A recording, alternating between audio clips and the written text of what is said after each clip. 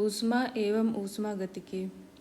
ऊष्मा वह ऊर्जा है जो एक वस्तु से दूसरे वस्तु में केवल तापांतर के कारण स्थानांतरित होती है। ऊष्मा का SI मात्रक जूल है। सामान्यतः ऊष्मा के लिए एक अन्य मात्रक कैलोरी प्रयोग में लाया जाता है। ताप ताप वस्तु की वह ऊष्मीय अवस्था है जिससे ऊष्मा के प्रवाह की दिशा का बोध होता है। ऊष्मा सदैव अधिक ताप वाली वस्तु से कम ताप वाली वस्तु की ओर स्थानांतरित होती है। तापमापन तापमापन की माप तापमापी से की जाती है। विभिन्न तापमापियों में निम्नलिखित पैमाने प्रयोग आते हैं। सेल्सियस पैमाना। ताप के सेल्सियस स्केल पर बर्फ का गलनांक 0 डिग्री और जल का क्वथनांक 100 डिग्री सेंटीग्रेड होता है। केल्विन पैमाने पर बर्फ का गलनांक 273 केल्विन होता है तथा जल का क्वथनांक 373 अंकित किया जाता है। उपर्युक्त से स्पष्ट है कि सेल्सियस पैमाने पर 0 का ताप केल्विन पैमाने पर 273 के ताप के बराबर होता है। अतः केल्विन पैमाने का ताप बराबर सेल्सियस पैमाने पर ताप प्लस 273। फ़ारेनहाइट पैमाना। इस पैमाने पर बर्फ का गलनांक 32 डिग्री फ़ारेनहाइट होता है तथा क्वथनांक 212 डिग्री फ़ारेनहाइट होता है। सेल्सियस एवं फ़ारेनहाइट पैमाने में संबंध C/5 बराबर F-32/9। ताप परिवर्तन का प्रभाव। ताप बढ़ाकर ठोस को द्रव अवस्था में और द्रव को गैसीय अवस्था में परिवर्तित किया जा सकता है, जबकि ताप घटाकर गैस को द्रव अवस्था में तथा द्रव को ठोस अवस्था में परिवर्तित किया जा सकता है। गलन वह प्रक्रम जिसमें गर्म करने पर ठोस पदार्थ द्रव में परिवर्तित हो जाता है गलन कहलाता है। वह ताप जिस पर ठोस पदार्थ गलता है और वायुमंडलीय दाब पर द्रव में परिवर्तित होता है पदार्थ का गलनांक कहलाता है। जैसे 0 डिग्री सेंटीग्रेड ताप पर बर्फ पिघलकर जल बनता है, इसलिए बर्फ का गलनांक 0 डिग्री सेंटीग्रेड है। भिन्न भिन्न ठोसों के भिन्न भिन्न गलनांक होते हैं। जैसे बर्फ का गलनांक 0 डिग्री सेंटीग्रेड, मोम का गलनांक 63 डिग्री सेंटीग्रेड, जबकि लोहे का गलनांक 1535 डिग्री सेंटीग्रेड है। किसी ठोस का गलनांक उसके कणों, परमाणुओं तथा अणुओं के बीच आकर्षण बल की माप है। ठोस पदार्थ का गलनांक जितना अधिक होगा उसके कणों के बीच आकर्षण बल उतना ही अधिक होगा। क्वथनांक वह प्रक्रम जिसमें गर्म करने पर द्रव पदार्थ तीव्रता से गैस में परिवर्तित होता है।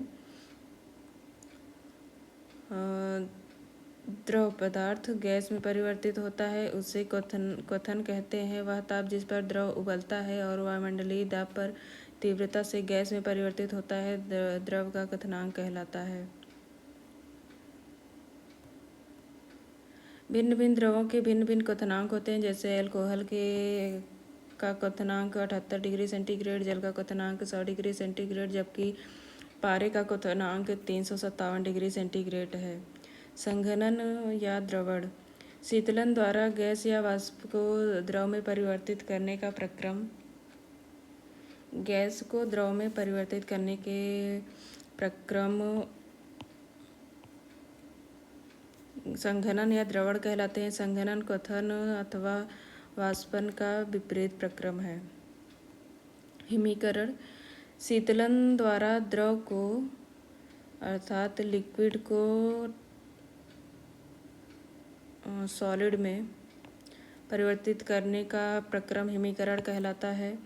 हिमीकरण गलन का विपरीत प्रक्रम है, इसलिए द्रव का हिमांक वही होता है जो उसके ठोस का गलनांक होता है। जैसे बर्फ का गलनांक 0 डिग्री सेंटीग्रेड, इसलिए जल का हिमांक भी 0 डिग्री सेंटीग्रेड होता है। गुप्त ऊष्मा सामान्यतः जब किसी पदार्थ को ऊष्मा दी जाती है तो उसके ताप में वृद्धि होती है।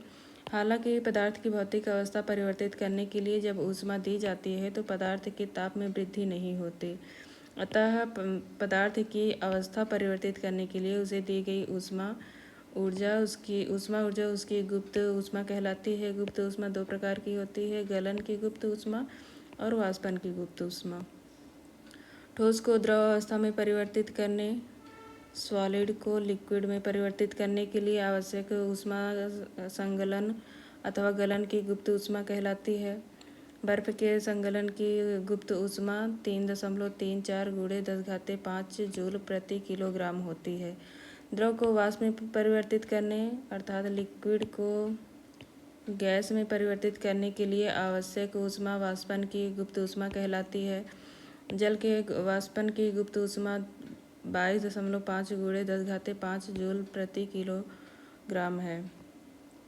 पदार्थ के शीतलन के लिए 0 डिग्री सेंटीग्रेड पर जल की अपेक्षा 0 डिग्री सेंटीग्रेड पर बर्फ अधिक प्रभावी होता है। इसका कारण है कि गलन के लिए बर्फ के प्रत्येक किलोग्राम पदार्थ से 3.34 गुणे 10⁵ जूल गुप्त ऊष्मा होती है और इस कारण पदार्थ को अधिक प्रभावी ढंग से ठंडा करता है। जब जल भाप में परिवर्तित होता है तो वह गुप्त ऊष्मा अवशोषित करता है। प्रयोगों द्वारा यह देखा गया है कि उबलते हुए जल की अपेक्षा भाप द्वारा जलना अत्यधिक असहनीय होता है। यद्यपि दोनों ही 100 डिग्री सेंटीग्रेड के समान ताप पर होते हैं। इसका कारण यह है कि उबलते जल की अपेक्षा भाप में गुप्त ऊष्मा के रूप में अधिक ऊष्मा होती है। इसीलिए जब भाप अपनी त्वचा पर पड़ती है हमारी त्वचा पर पड़ती है और संघनित होकर जल बनाती है तो वह क्वथनशील जल की अपेक्षा 22.5 गुणे 10⁵ जूल प्रति किलोग्राम अधिक ऊष्मा निकालती है। उबलते हुए जल की अपेक्षा अधिक ऊष्मा उत्सर्जित करने के कारण भाप अधिक असहनीय जलन उत्पन्न करती है। ऊर्ध्वपातन अर्थात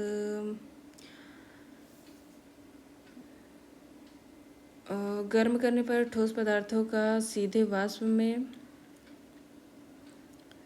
सॉलिड का लिक्विड में ना जाके सीधा गैस में।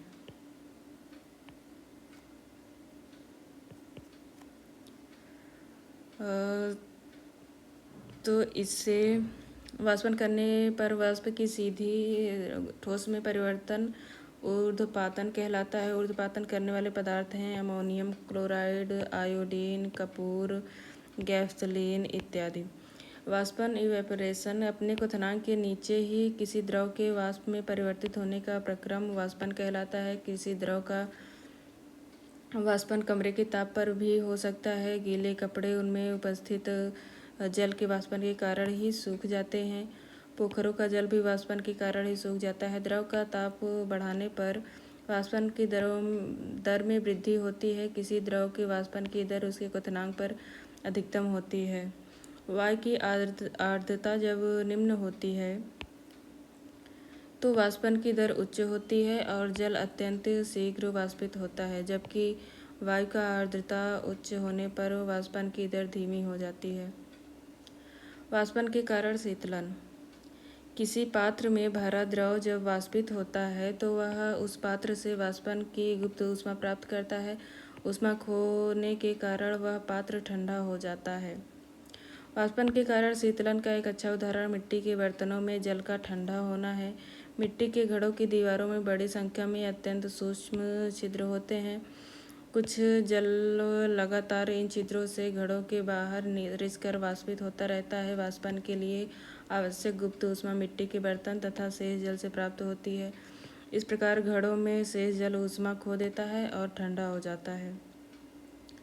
ग्रीष्म ऋतु में हमारे शरीर से काफ़ी मात्रा में पसीना निकलता है। सूती कपड़े जल के उत्तम अवशोषक होते हैं और हमारे शरीर से निकले हुए पसीने को अवशोषित कर लेते हैं। इस पसीने का वाष्पन हमारे शरीर को शीतलता प्रदान करता है। पॉलिएस्टर इत्यादि से बने वस्त्र पसीने को अधिक अवशोषित नहीं करते।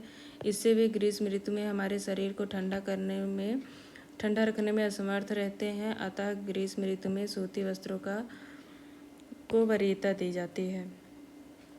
पंखा हमारी त्वचा से निकलने वाले पसीने के वाष्पन की दर को बढ़ाता है, जिससे वे हमें शीतलता की अनुभूति होती है।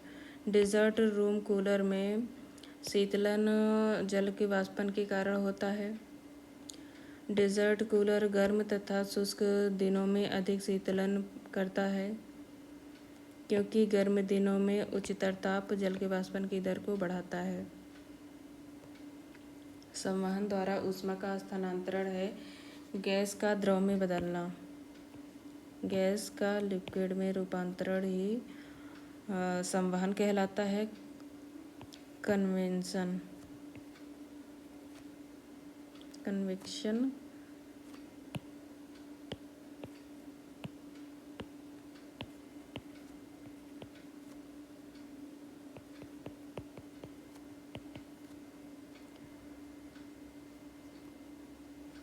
संवहन द्वारा ऊष्मा का स्थानांतरण केवल द्रवों तथा गैसों में होता है। संवहन की प्रक्रिया में पदार्थ के कण स्वयं स्थानांतरित होते हैं। उदाहरणार्थ, आग पर रखी पतीली का जल संवहन द्वारा गर्म होता है।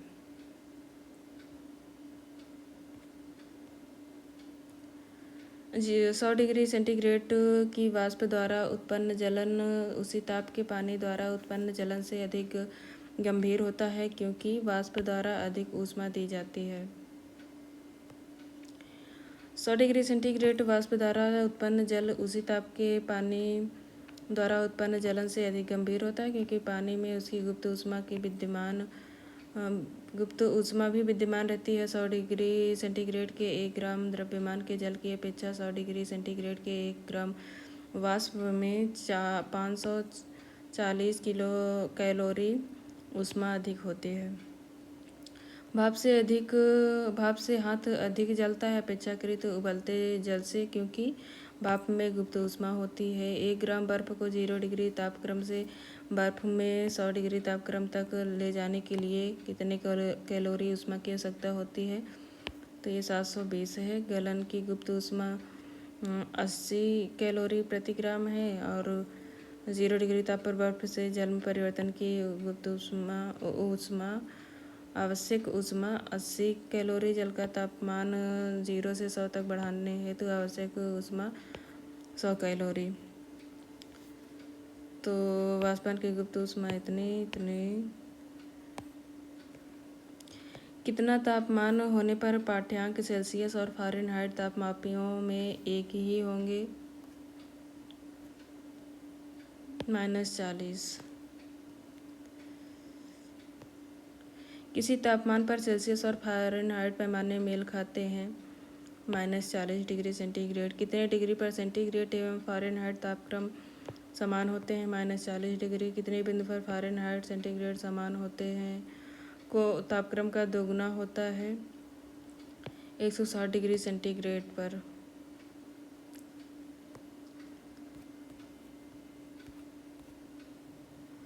एक स्वस्थ मनुष्य के शरीर का ताप होता है 37 डिग्री सेंटीग्रेड, और एक स्वस्थ मनुष्य के शरीर का तापमान 36.9 सेंटीग्रेड सेल्सियस डिग्री सेंटीग्रेड या 98.6 डिग्री फ़ारेनहाइट या 36.9 डिग्री सेंटीग्रेड या 98.6 डिग्री फ़ारेनहाइट होता है, और 310 केल्विन।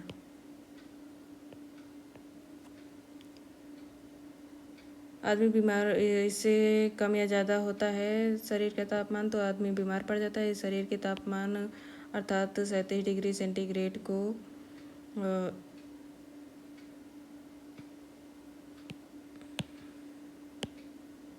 इसको 37 डिग्री सेंटीग्रेड ठीक कर दे। 37 डिग्री सेंटीग्रेड को केल्विन में बदलते हैं तो इसका मान 310 होगा। केल्विन मान से मानव शरीर का सामान्य तापक्रम है 310। मानव शरीर का सामान्य तापक्रम 98.4 डिग्री फ़ारेनहाइट है। इसके बराबर सेंटीग्रेड का तापक्रम होगा 36.89 सेल्सियस। स्केल पर मानव शरीर का सामान्य तापमान होता है 36.9। फ़ारेनहाइट पैमाने पर तापक्रम 200 डिग्री फ़ारेनहाइट है। इसका सेल्सियस में पैमाना 93.9। 40 डिग्री सेंटीग्रेड का तापमान फ़ारेनहाइट स्केल पर होगा 104। चेंज करने का फार्मूला ये है। 50 डिग्री सेंटीग्रेड का फ़ारेनहाइट स्केल में है 122 डिग्री फ़ारेनहाइट।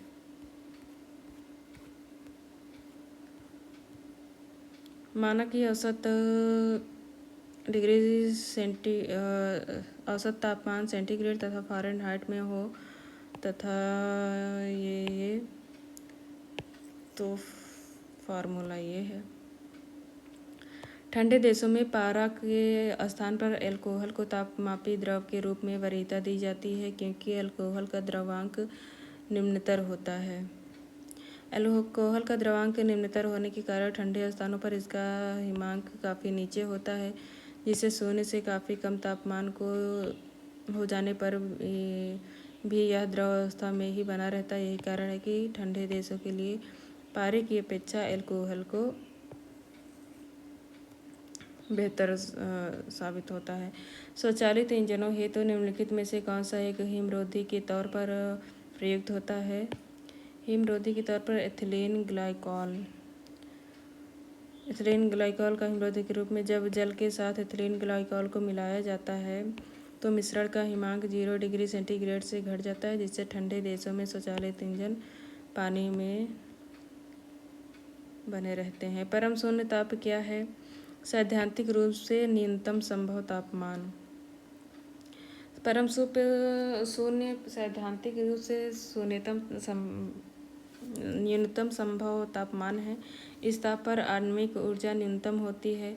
परम शून्य तापमान केल्विन स्केल पर 0 डिग्री केल्विन जबकि सेल्सियस स्केल पर -273.15 डिग्री सेंटीग्रेड परिभाषित किया गया है। गर्म करने से विस्तारण पदार्थ का घनत्व घटता है। किसी पदार्थ का घनत्व उसके द्रव्यमान एवं उसके आयतन का अनुपात है, अर्थात द्रव्यमान बटा आयतन। घनत्व बराबर द्रव्यमान बटा आयतन। गर्म करने पर किसी पदार्थ के आयतन में वृद्धि होती है, अतः उनका घनत्व घट जाता है। किसी पदार्थ का घनत्व उसके आयतन का व्युत्क्रमानुपाती होता है। जब बर्फ पिघलती है तब आयतन घटता है। समय की ढला हुआ लोहा, बर्फ, एंटीमोनी, विस्मित पीतल आदि गलने पर आयतन में सिकुड़ते हैं। इस प्रकार ठोस अपने ही गले द्रव में प्लवन करने लगते हैं। समय की दृष्टि से दो द्रवों P और Q के ताप का 0 डिग्री सेंटीग्रेड से 100 डिग्री सेंटीग्रेड तक उतार चढ़ाव नीचे आरेख में दिए गए हैं। निम्नलिखित में से कौन सा कथन सही है? तापन प्रक्रिया में द्रव P द्रव Q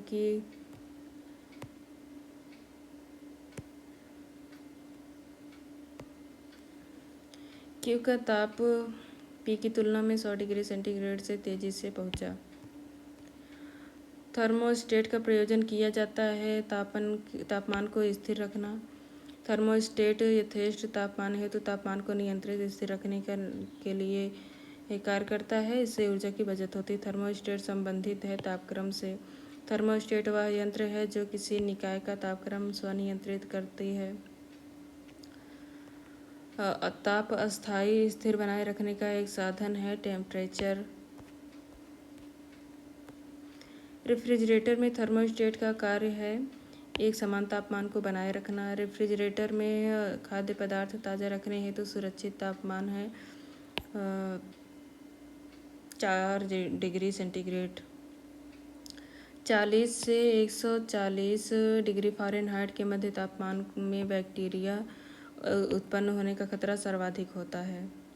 इसीलिए इसे खतरनाक क्षेत्र अर्थात डेंजर जोन कहते हैं और यही कारण है कि रेफ्रिजरेटर में खाद्य सामग्री रखने के स्थान का तापमान 40 डिग्री फ़ारेनहाइट से कम उत्तम माना जाता है। अंतर्राष्ट्रीय 40 डिग्री फ़ारेनहाइट से कम उत्तम माना जाता है। अंतर्राष्ट्रीय मानकों के अनुसार यह तापमान 36 डिग्री फ़ारेनहाइट से 38 डिग्री फ़ारेनहाइट अर्थात 1.7 डिग्री सेंटीग्रेड से 3.3 डिग्री सेंटीग्रेड डिग्री सेल्सियस निर्धारित किया गया है। चूँकि यह परिसीमा 4 डिग्री सेंटीग्रेड के अंदर है, इसीलिए विकल्प ये सही है। जब सीले बिस्कुटों को थोड़ी देर के लिए फ्रिज के अंदर रखा जाता है तो वह कुरकुरे हो जाते हैं, क्योंकि फ्रिज के अंदर आर्द्रता कम होती है, इसलिए अतिरिक्त नमी अवशोषित हो जाती है। आधुनिक फ्रॉस्ट फ्री फ्रिजों में आर्द्रता नाशक डिह्यूमिडिफिकेशन प्रक्रिया होती है, जिससे फ्रिज के भीतर की अतिरिक्त आर्द्रता अवशोषित होकर बर्फ बनकर तथा पुनः पिघल कर द्रव रूप में फ्रिज से बाहर आ जाता है। यही कारण है कि सीले बिस्कुटों को थोड़ी देर के लिए फ्रिज में रखने पर वे कुरकुरे हो जाते हैं। बर्फ का टुकड़ा पेय को ठंडा बना देता है। बर्फ पिघलने के लिए पेय से गुप्त ऊष्मा लेता है और जिससे पेय ठंडा हो जाता है। दोनों सही और सही व्याख्या। खाद्य पदार्थों में बर्फ की ट्रे से निष्कासित खाद्य पदार्थों एवं बर्फ की ट्रे से निष्कासित जल वाष्प तथा नमी के फलस्वरूप फ्रीजर के चारों ओर बर्फ एकत्रित हो जाती है। यह बर्फ फ्रिज की कार्य क्षमता एवं शीतलन पर प्रतिकूल प्रभाव डालती है, क्योंकि बर्फ एक दुर्बल चालक होता है। कृष्ण छिद्र अर्थात ब्लैक होल एक ऐसा खगोलीय अस्तित्व है जिसे दूरबीन से नहीं देखा जा सकता। कृष्ण छिद्र पर गुरुत्वीय क्षेत्र इतना प्रबल होता है कि यह प्रकाश को भी बच निकलने नहीं देता। दोनों सही है और सही व्याख्या भी कर रहा है। अंतरिक्ष आधारित सौर ऊर्जा एसपी को ऐसा सुझाया जाता है राष्ट्रीय लक्ष्य बनाना चाहिए। एसपी की आपूर्ति वर्ष में बिना रुके 99% है और इसके अलावा ऊर्जा की बहुतायत में उपलब्धता सही है और सही व्याख्या है। सौर पैनल बनाए जाएंगे और इस प्रकार एकत्रित ऊर्जा को पृथ्वी पर रेडियो तरंगों का या लेजर प्रकाश के रूप में प्रसारित किया जाएगा।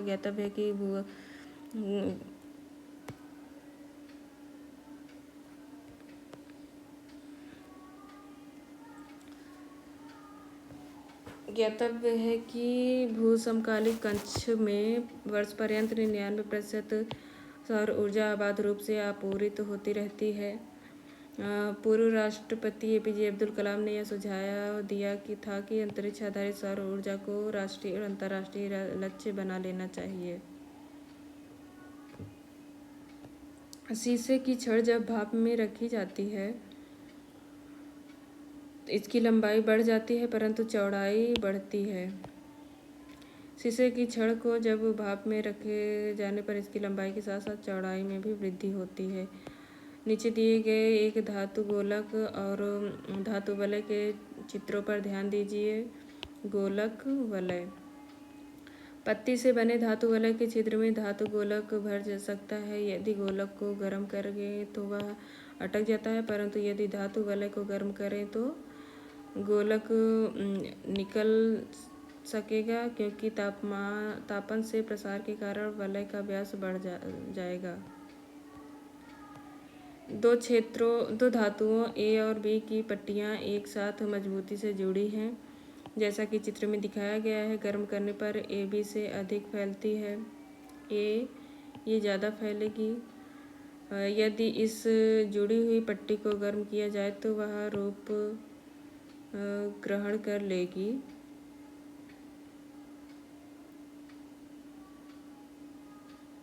तो बी रूप ग्रहण करेगी आई थिंक, या द्विघाती पत्ती में जो धातु अधिक बढ़ती है वह बाहर की ओर रहती है। पतली पत्ती उत्तल रूप ग्रहण कर लेती है। तांबे के एक टुकड़े को तथा कांच के एक टुकड़े को एक ही तापमान पर गर्म किया जाएगा। उसके बाद स्पर्श करने पर तांबे का टुकड़ा कांच के टुकड़े की अपेक्षा अधिक गर्म लगता है। तांबे का घनत्व कांच के घनत्व से अधिक होता है। ये और दोनों सही है परंतु सही व्याख्या नहीं है। चूँकि तांबा कांच की अपेक्षा ऊष्मा का बेहतर सुचालक है, इसीलिए तांबा अधिक गर्म लगता है। साथ ही तांबा का घनत्व 8920 से 8960 किलोग्राम प्रति मीटर क्यूब तथा कांच का घनत्व 2400 से 2800 ग्राम किलोग्राम प्रति मीटर क्यूब होता है। इस प्रकार स्पष्ट है कि यदि तांबे का घनत्व कांच के घनत्व से अधिक है, तथापि यह सही स्पष्टीकरण नहीं है। ठंड के दिनों में लोहे के गुटके और लकड़ी के गुटके को प्रातःकाल में छुए तो लोहे का गुटका ठंडा लगता है, क्योंकि लकड़ी की तुलना में लोहा ऊष्मा का अच्छा चालक होता है, परंतु लकड़ी कुचालक होने के कारण कम ठंडी होती है। यदि हवा का तापमान बढ़ता है तो उसकी जलवाष्प ग्रहण करने की क्षमता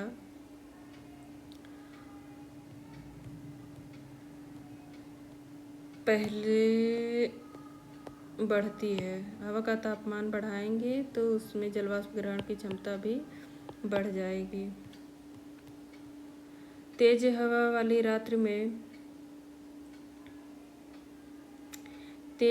रात में ओस नहीं बनती, क्योंकि वाष्पीकरण की दर तेज होती है। निम्न में से कौन सा कथन सही नहीं है? एयर कंडीशनर और एयर कूलर दोनों तापक्रम नियंत्रित करते हैं। सही है। एयर कंडीशनर और एयर कूलर दोनों आर्द्रता नियंत्रित करते हैं। नहीं, एयर कंडीशनर अर्थात एसी आर्द्रता नियंत्रित करता है, परंतु एयर कूलर आर्द्रता नियंत्रित नहीं करता।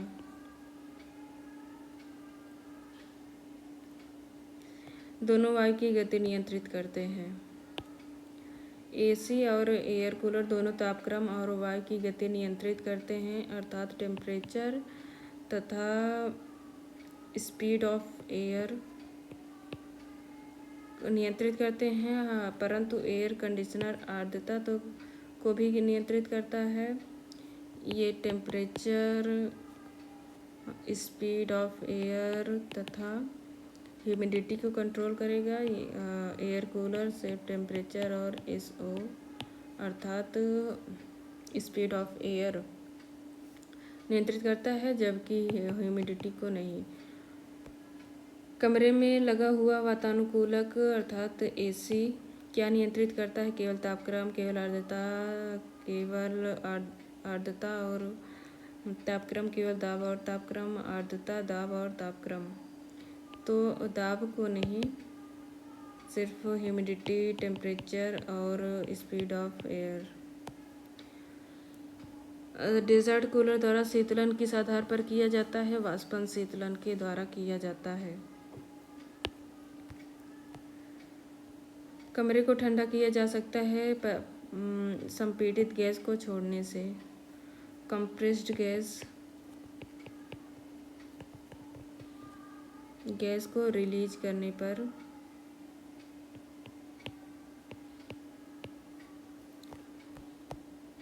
निम्नलिखित अवस्थाओं में से किसमें गीले कपड़े सबसे जल्दी सूख जाएंगे? 100 डिग्री 100% आर्द्रता या फिर 60 डिग्री टेम्परेचर।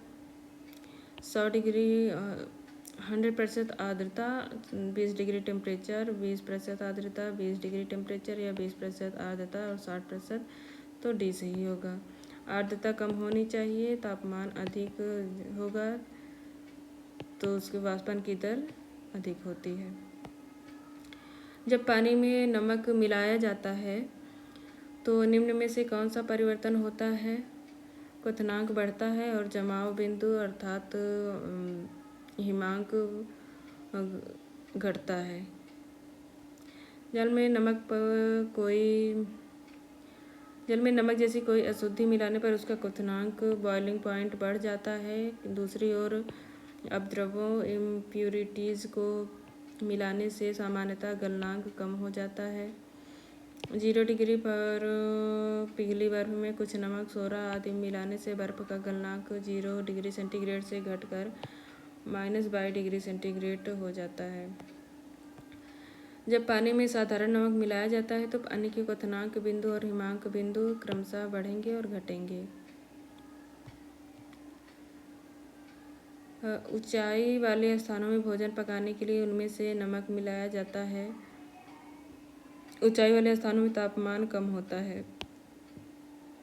दोनों सही है पर व्याख्या सही नहीं है। अधिक ऊंचाई वाले स्थान पर वायुमंडलीय दाब कम होता है, इसीलिए 100 डिग्री सेंटीग्रेड तापमान पर कम से कम तापमान पर उबलने लगता है। जल में नमक मिलाने से जल का क्वथनांक बढ़ जाता है, जिससे भोजन शीघ्रता से पकता है। थर्मस बोतल में पेय पदार्थ को कुछ समय तक उसी ताप पर रखने के लिए उसकी दीवार पर निम्न की परत लगाई जाती है। रजत परत अर्थात सिल्वर प्लेटिंग। थर्मस फ्लास्क में लंबे समय तक तरल गर्म या ठंडा रखता है, क्योंकि ऊष्मा की कोई हानि या प्राप्ति नहीं होती। संचालन, संवहन एवं विकिरण। गर्मियों में सफ़ेद कपड़े पहनना ज़्यादा आरामदेह है, क्योंकि वे आने वाली ऊष्मा को परावर्तित कर देते हैं। वे शरीर से स्थानांतरित होने वाली सारी ऊर्जा को विकिरित कर देते हैं।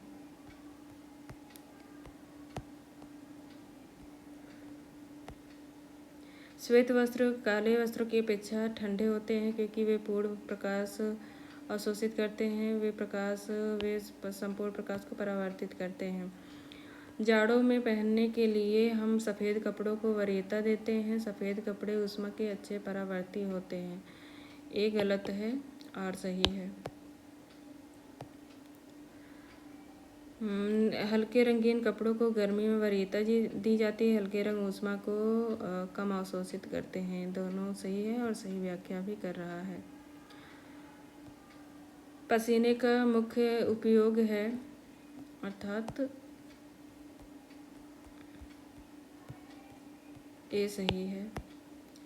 पसीने का मुख्य उपयोग है शरीर का ताप नियंत्रित रखने में।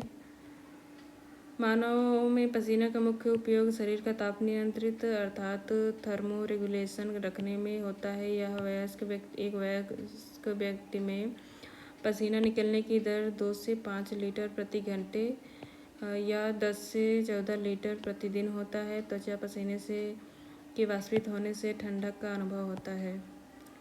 शरीर की सतह से स्वेदन द्वारा जल की हानि निर्भर करती है ए और बी दोनों पर, केवल वातावरण के ताप पर, केवल वातावरण की नमी पर।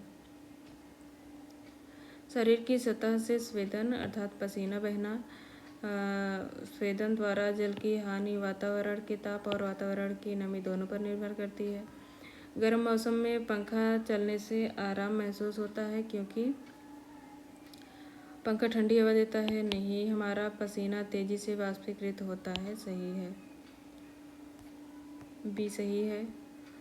मिट्टी के घड़े में निम्न में से किस प्रक्रिया के कारण जल ठंडा रहता है? वाष्पीकरण के कारण। एक विशेष दिन व समय में चूरू में 48 डिग्री व शिमला में 24 डिग्री तापमान था। सभी रूपों में समान धातु के 2 प्यालों में पानी चूरू में 95 डिग्री सेंटीग्रेड, शिमला में 71 डिग्री पर रखा जाता है। दोनों में से कौन सा प्याला कमरे के तापमान पर पहले पहुंचा? तो दोनों प्याले कमरे के तापमान पर एक ही समय पहुंचे।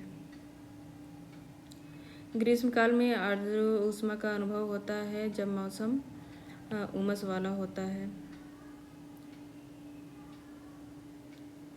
आर्द्र ऊष्मा का जब उमस वाला होता है। शुष्कता दशा संदर्भित है निम्न आर्द्रता से।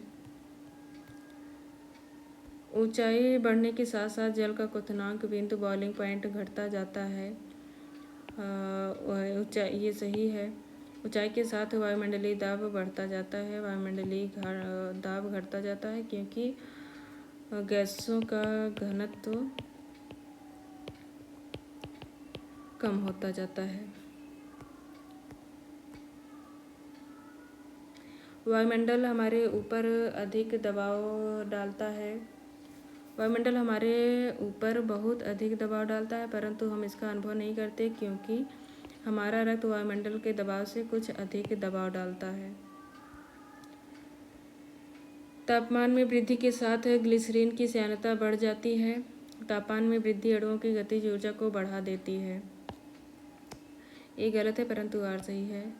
प्रेशर कुकर में खाना जल्दी पकता है, क्योंकि अधिक दाब पर पानी कम तापक्रम पर उबलने लगता है। अधिक दबाव पर पानी अधिक तापक्रम पर उबलने लगता है। अधिक दाब पर अधिक प्रेशर पर पानी अधिक तापमान पर उबलने लगता है।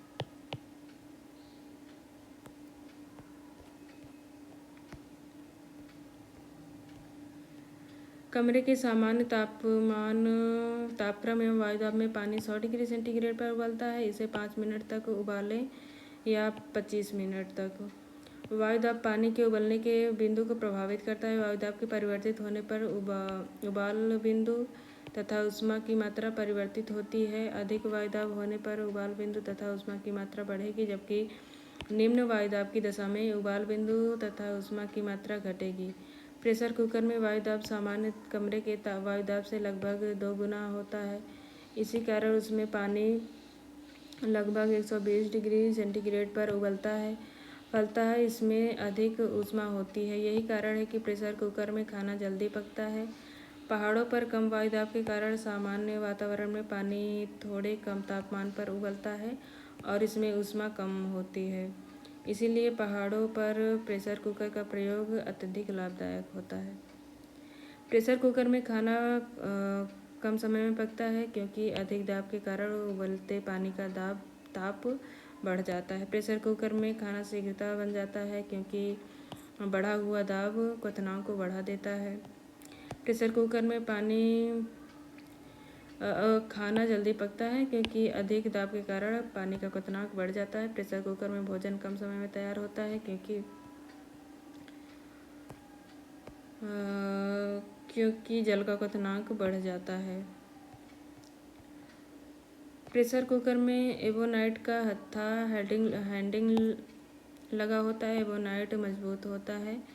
ये और दोनों से, परंतु सही व्याख्या नहीं। खाना पकाने के वाले प्रेशर कुकर आदि में लकड़ी या एवोनाइट के हंडी लगाए जाते हैं, क्योंकि लकड़ी या एवोनाइट ऊष्मा का कुचालक होता है। एवोनाइट मजबूत पदार्थ होता है।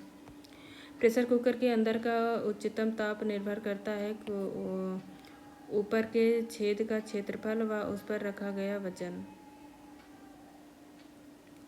प्रेशर कुकर में वायुमंडलीय दाब से अधिक दाब उत्पन्न करके खाना बनाने की व्यवस्था होती है। अधिक दाब होने के कारण कुकर में जल 100 डिग्री सेंटीग्रेड से भी अधिक ताप तक गर्म किया जा सकता है, क्योंकि अधिक दाब पर जल का क्वथनांक अधिक होता है। प्रेशर कुकर के अंदर उच्चतम तापमान ऊपर के छेद के क्षेत्रफल एवं उस पर रखे गए वजन पर निर्भर करता है। ढक्कन में किसी प्रेशर कुकर में उस तापमान पर खाद्य पकाए जाते हैं, वह मुख्यतः निम्नलिखित में से किस पर निर्भर करता है? ढक्कन में स्थित छिद्र का क्षेत्रफल सही है। ज्वाला का तापमान, ढक्कन का भार। जब पानी को 0 से 10 डिग्री सेंटीग्रेड तक गर्म किया जाता है, इसका आयतन पहले घटता है और फिर बढ़ता है। अधिकांशतः द्रव को गर्म करने पर उसके आयतन में वृद्धि परंतु घनत्व में कमी आती है। लेकिन पानी का व्यवहार 0 से 4 डिग्री तक के बीच ठीक उल्टा होता है।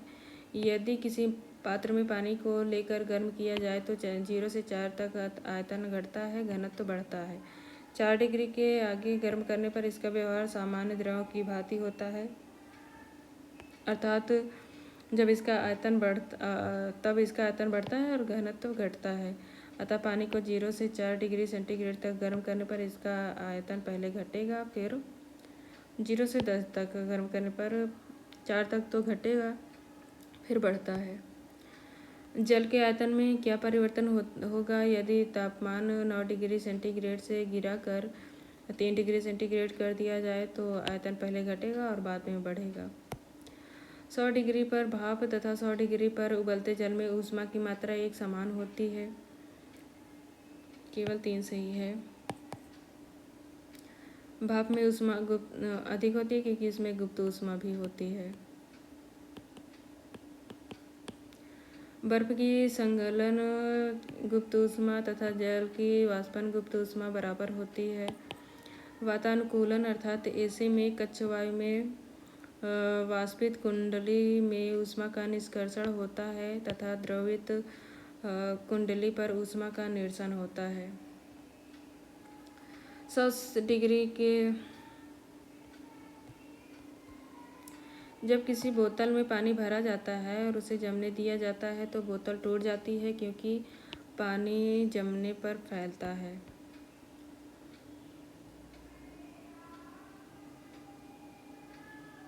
उसका आयतन बढ़ता है, इसलिए आंतरिक दबाव सीमा के अधिक होने पर बोतल टूट जाती है। पानी से भरी डाट लगी बोतल जमने पर टूट जाती है, क्योंकि जमने पर जल का आयतन बढ़ता है। जलयुक्त गिलास में तैरता हुआ बर्फ टुकड़ा जब पिघलता है तो पानी का स्तर वही रहेगा। साफ मेघ रहित रातों की तुलना में मेघाच्छन्न रातें अपेक्षाकृत अधिक गर्म होती हैं, क्योंकि बादल पृथ्वी से छोड़ी गई ऊष्मा को परावर्तित कर देते हैं। सूर्य द्वारा प्राप्त ऊष्मा को पृथ्वी अवशोषित करती है। रात में विकिरण द्वारा ऊष्मा उत्सर्जित होती है। ऐसी स्थिति में दिन में पृथ्वी द्वारा प्राप्त की गई और रात में विकिरित ऊष्मा को बादल आच्छादित रातों में बादल परावर्तित करते हैं, जिससे स्वच्छ आकाश वाली रातों की अपेक्षा आच्छादित रात ज़्यादा गर्म होती है। बादल आच्छादित रातें स्वच्छ आकाश वाली रातों से अधिक गर्म होती हैं, क्योंकि बादल पृथ्वी तथा हवा से ऊष्मा का विकिरण रोकते हैं।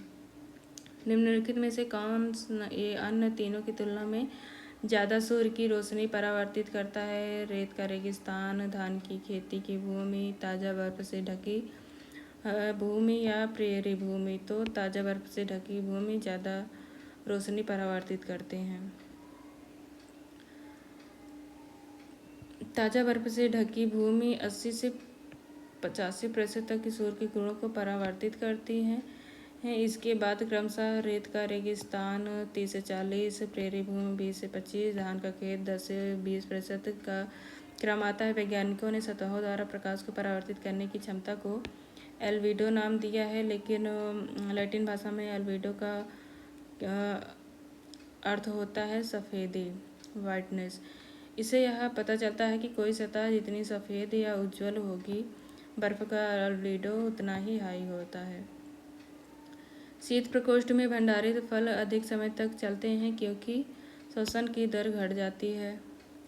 यह सर्वविदित है कि फसल कटाई के बाद भी फल श्वसन करते हैं और ऑक्सीजन का उपभोग करते हैं। श्वसन की दर जितनी अधिक होगी, फलों के पकने और उनके क्षय होने की दर भी उतनी ही अधिक होगी। शीत प्रकोष्ठ में कम ऑक्सीजन एवं कम श्वसन दर वाली परिस्थितियों में फलों को अधिक समय तक संरक्षित किया जा सकता है। शीत प्रकोष्ठ में फल भंडारण दीर्घ भंडारण जीवन देता है, क्योंकि सूर्य प्रकाश का संसर्ग बना रहता है। वातावरण में बढ़ती कार्बन डाइऑक्साइड सांद्रता श्वसन दर का ह्रास सही है। हाइड्रोजन में भरा हुआ पॉलीथीन का गुब्बारा पृथ्वी के स्थल से छोड़ा जाता है। वायुमंडल में ऊंचाई पर जाने से गुब्बारे के आमाप में वृद्धि होती है। हाइड्रोजन से भरा हुआ पॉलीथीन का गुब्बारा जब पृथ्वी के स्थल से छोड़ा जाता है तो वायुमंडल में ऊंचाई पर जाने पर वायु का घनत्व कम हो जाता है, इसीलिए गुब्बारे के आमाप में वृद्धि होगी। ऊनी वस्त्र हमें गर्म रखते हैं। ऊनी रेशे अर्थात वूलन फाइबर एक विशेष प्रकार के प्रोटीन के बने होते हैं, जो ऊष्मा के कुचालक होते हैं। ये सही है, परंतु आर गलत है। यद्यपि ऊनी रेशे एक विशेष प्रकार के प्रोटीन से निर्मित होते हैं, किंतु ऊष्मा का कुचालन इन रेशों के मध्य स्थित हवा के कारण होता है। ओके, निम्न में से कौन सा एक कथन सही नहीं है? तापमान के बढ़ने पर वायु में ध्वनि का वेग बढ़ता है।